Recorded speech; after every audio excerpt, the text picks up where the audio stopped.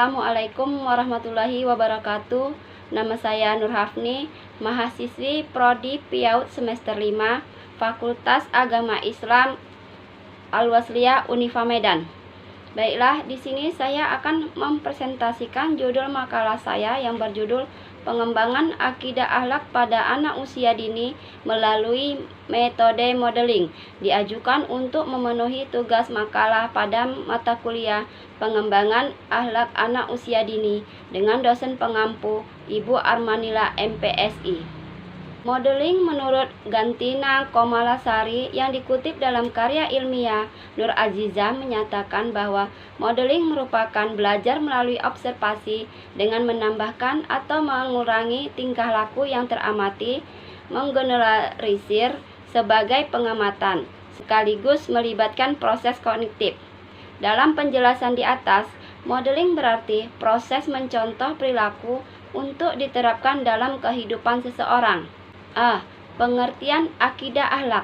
Secara etimologi atau bahasa, akidah berasal dari kata akadaya, qidu, akedan, yang berarti ikatan, perjanjian, sangkutan, dan kokoh. Disebut demikian karena ia mengikat dan menjadi sangkutan atau gantungan segala sesuatu. Dalam pengertian teknis, artinya adalah iman dan keyakinan.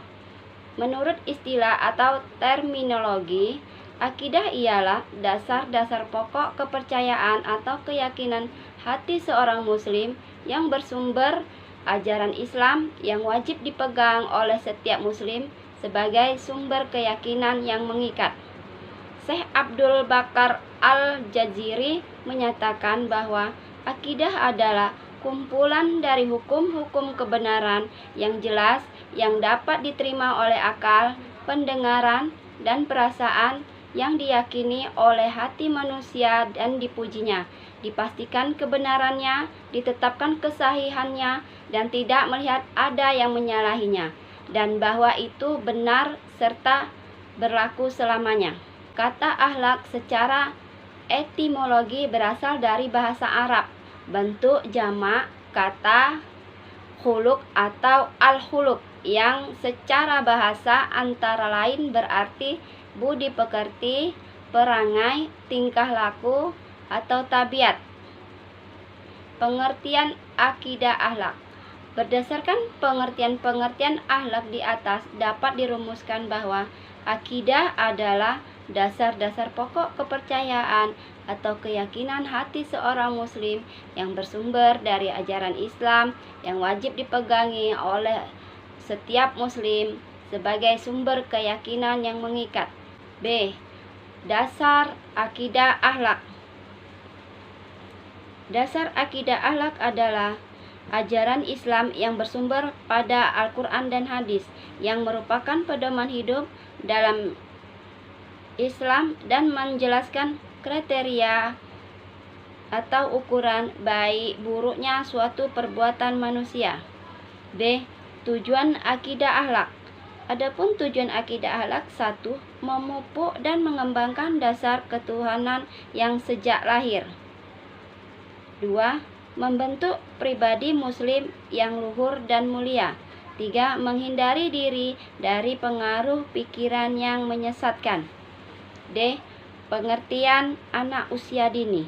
Anak usia dini merupakan sosok individu yang tengah tumbuh dan berkembang pesat, baik fisik maupun psikologisnya.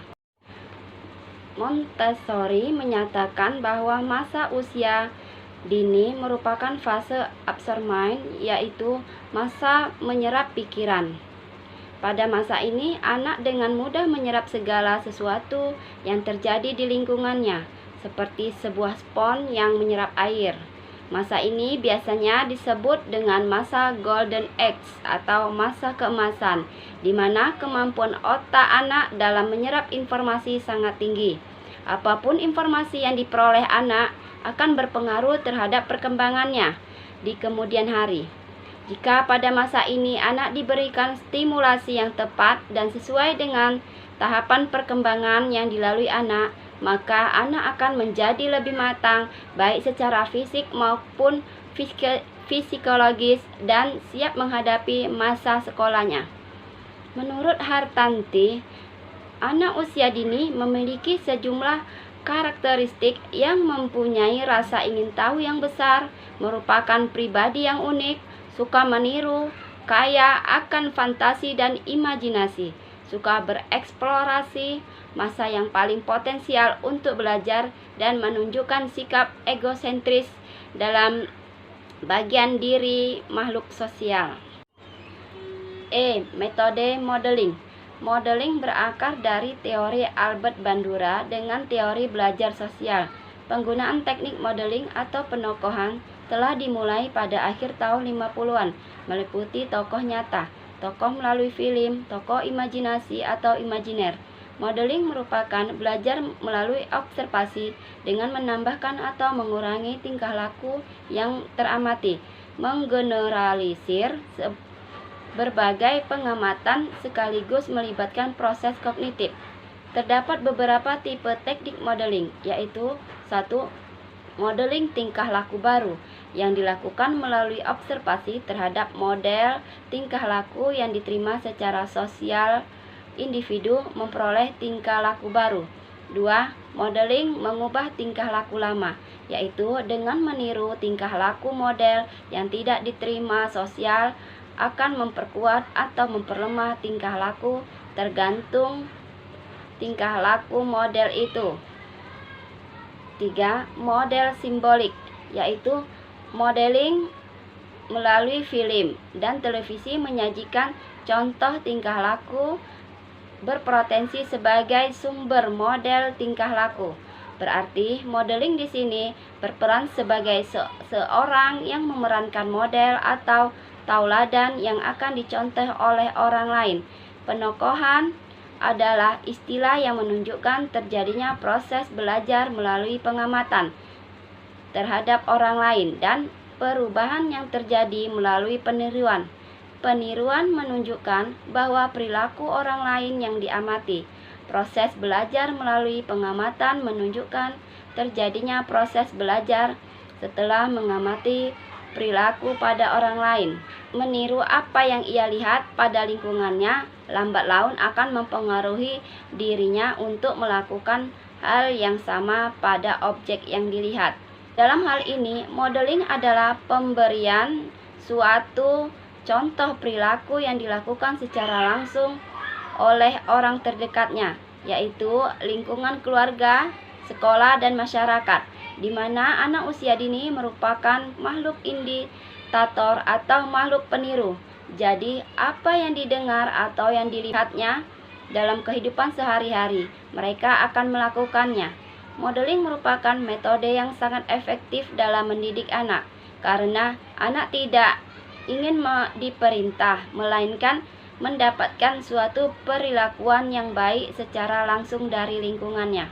Metode adalah cara yang dipakai untuk mempermudah suatu tujuan yang akan dicapai dan didapatkan hasil yang memuaskan. Contohnya, dalam pembelajaran di sekolah, guru mengingatkan agar siswa dapat memahami secara keseluruhan materi pelajaran dengan baik. Demikianlah isi dari presentasi makalah saya. Lebih dan kurang saya mohon maaf.